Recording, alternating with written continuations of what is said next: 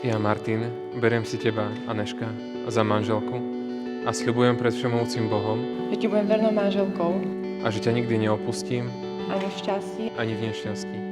ani v zdraví, ani v chorobe. A že ťa budem milovať a ctiť po všetky dni svojho života.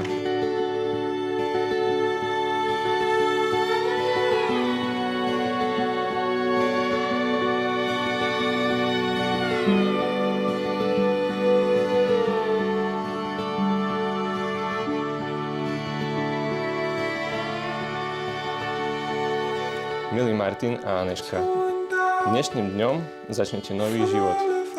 Vážte si jeden druhého počas celého vášho spoločného života. Nezabúdajte ani na svojich rodičov, ktorí vás s láskou vychovávali. Nech vás Pán Boh ochraňuje na každom kroku, obdarí vás láskou, zdravím a Božími milosťami.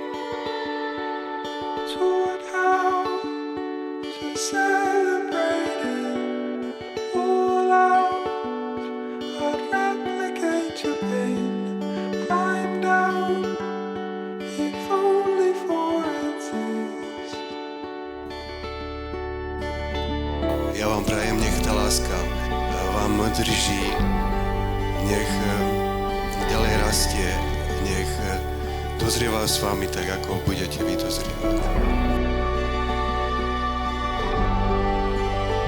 Áno. Áno.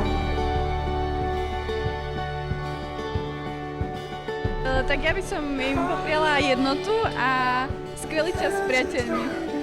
Šťastný život a veľa detí. Nech máte sladký život, ako ja, teraz, momentálne. To najkrajšie vás ešte len čaká. Pevné nervy. Veľa lásky. Áno, to treba. To treba a nech veľa cestujú.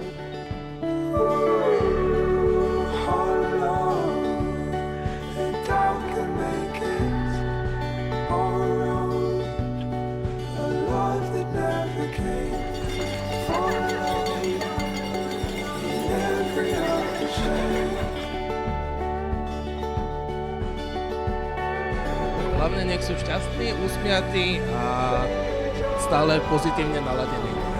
Že by boli šťastní vždy tak ako dneska. Nech ich Pán sprevádza po celý ich život.